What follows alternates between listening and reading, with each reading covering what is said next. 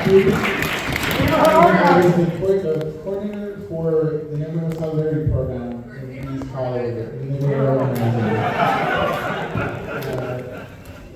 But thank you. It was very, and I did a bunch of other committees. So, first of all, I just want to say thank you to everyone in this room. What an amazing group of folks.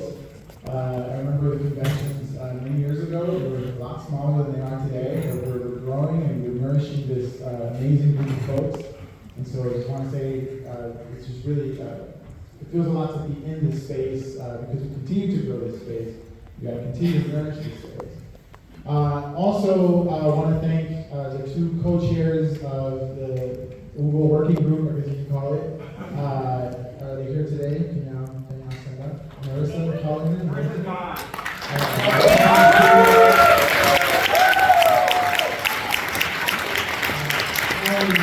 just so much amazing work leading that group, and Keelan was just an amazing volunteer. Essentially was a third co-chair. She did a lot of work. And of course, I want to thank someone who's formerly a council member who's here in the room, former Councilmember Mike Bonin.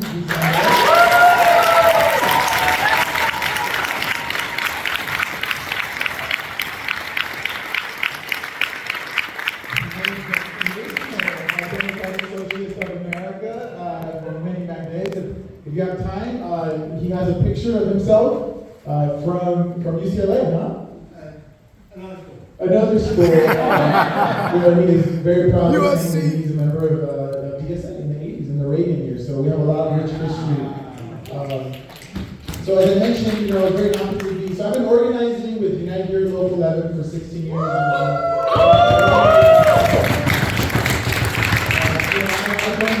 As a rank and file worker, someone came to me and said, "We want to bring the union into your workplace."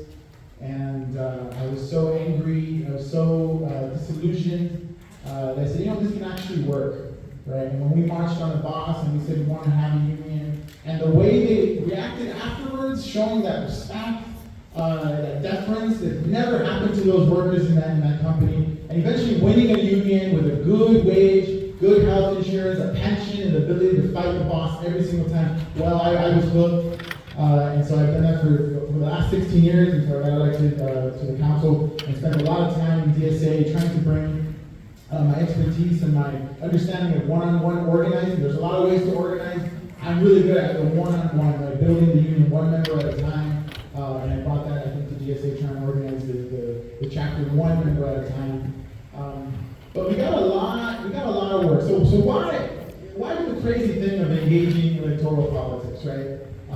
As you all have probably in your many years, politicians suck, right? But I saw Los Angeles and I saw something that was very interesting. Traditionally, the folks that were organizing it was usually two camps. It was immigration rights organizations, and it was labor. And those were the two folks that traditionally sort of were the progressive, organization for the city, trying to elect the right folks. That's how we elected Mike Bonin. That's how we elected Curran Price, which is very good on worker stuff. All other stuff, we gotta keep pushing him on. But it wasn't really happening. And then all of a sudden, DSA started forming. Right? After Bernie ran the first time, all of a sudden you see activism. It's a different group of folks, different kind of ideology. And I was paying attention. I was doing my work as a union organizer, joined DSA, and said, where are we in the moment in LA history? And it wasn't until Councilmember Ron and Warren received. And I was like, wow, this is very different. Right? It's very different. So as a reader of the civil rights movement, one of the biggest mistakes of the civil rights movement is that we didn't capture that energy and started electing our own leaders. We never did that. And so I said, this is a very special time in the history of Los Angeles, and it's special because of the people in this room. The other elements have already been there, but the elements in this room were not part of the equation of the city of Los Angeles. And it wasn't until, I can say, it wasn't until this campaign that those worlds came together. Right? And they came together in a powerful way. And we still had a lot of skeptics. As we were running our campaign, I was doing the normal elected politician stuff, and I had people who are saying, you know what, you're just not going to win. What Nipkid did was a fluke. And I'm sure Dr. Osiris heard the same thing. And when the election results came in, we beat Mitchell Farrell by 16 points.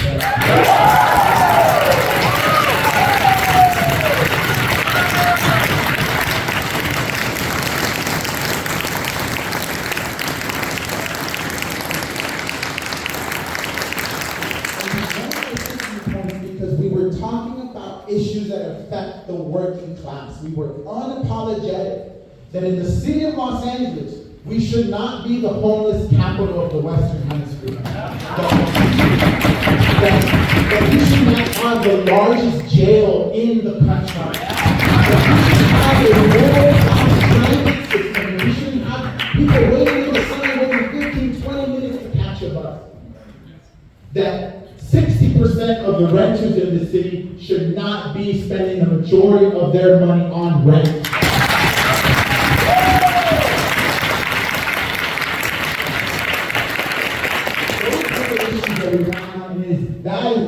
That's the reason why we won. But I gotta say, you know, the system doesn't let you do it twice, right? And we were just talking about this at the table. Capitalism is very smart, right? I think we caught them a little flat-footed this last election cycle. People thought, if it was a fluke, it's not gonna happen, it's not gonna happen. Well, we proved them wrong. But you have a lot of organizing too. And I'm not here talking about electoral politics, okay? I'm talking about the organizing that happens every single day that has nothing to do with electoral politics. Because to me, an election, it is simply a reflection of the power that you have built in between election cycles.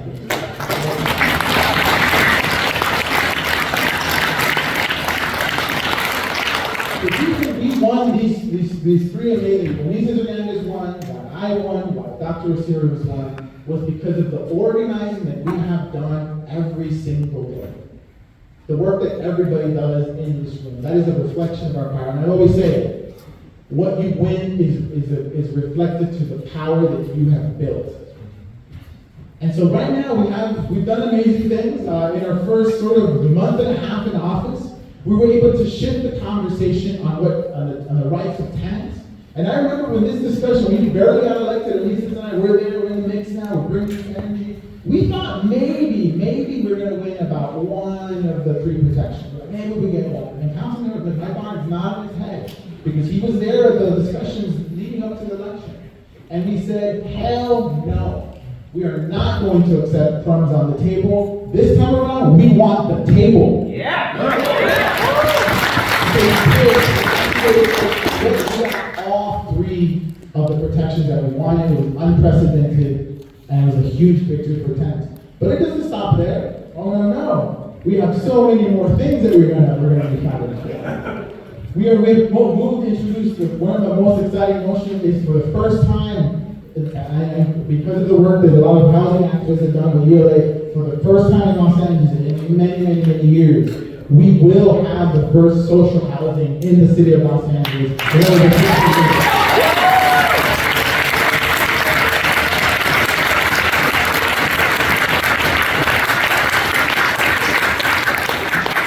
When you look at transit issues, now luckily council members have a lot of power over their individual districts, and I'm very happy for that because we're in the process of looking at CD13, the whole district. We're going to convene a group of transit activists, and we're going to say, this is your district. Where do you want the bike lanes? Where do you want the single bus lanes? Where do you want the bus shelters? Where can we make the city less car-centric? And let's show the city of Los Angeles how CD13 can be the model for public transportation.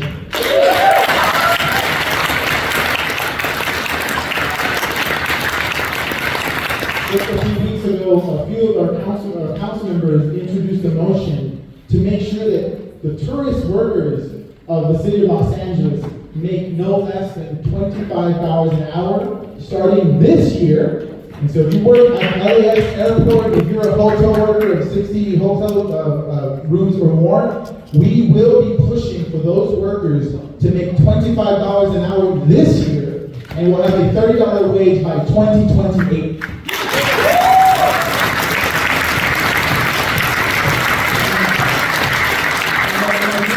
other laws that get passed, this hopefully has the ability to inspire the many different folks that they're not going to be positively affected by it, but that's going to be dependent on a lot of the work that we're going to do, making sure that they get galvanized and get brought into the process. So there's a lot more things that we have, that we were dreaming about. But I gotta say, these dreams are only dreams. They won't become a reality unless we do the work, right? And so my ask to you, to everyone in this room, right, is what more can you do, right? What more can you do? And I think this is a push that I've done, for a long time. I've worked with housekeepers, and some of those pushes are very hard. You come into housekeepers who are single mothers, who work 2 jobs, who are just disillusioned, don't see any hope. We can never win the union. It's never going to happen. But the thing that we do, that I love about the organizing that I've done for 16 years, is that you look at that person in their eye, and you say to them, you have more power than you believe you actually have. When you stand in solidarity with your coworkers, when you look at your life and everything that you've struggled, everything that you've done, these companies are nothing. These capitalists are nothing if we can build our solidarity. And we ask folks to do things that are uncomfortable. We ask them to march on the boss. Sometimes they've never done. We ask them to go do house visits. Come visit your coworker. We're going to go to the house, we're going to knock on their door, we're going to have an organizing conversation. We ask them to lobby council members. It can be intimidating sometimes. But we train and we train and we train and we train, and that is the movement that we build. And so as we come to this convention, we're talking about some pretty amazing resolutions, right?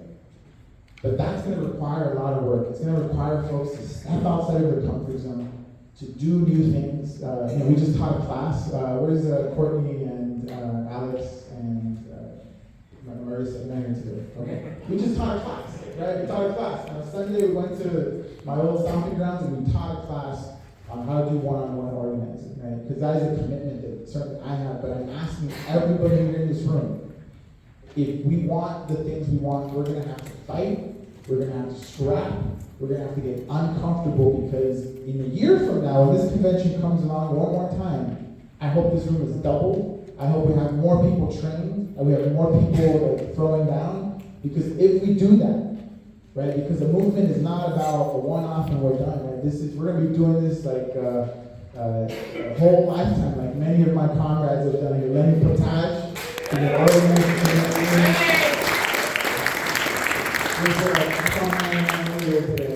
You're considered there now? Yeah, raise your hand, that's right.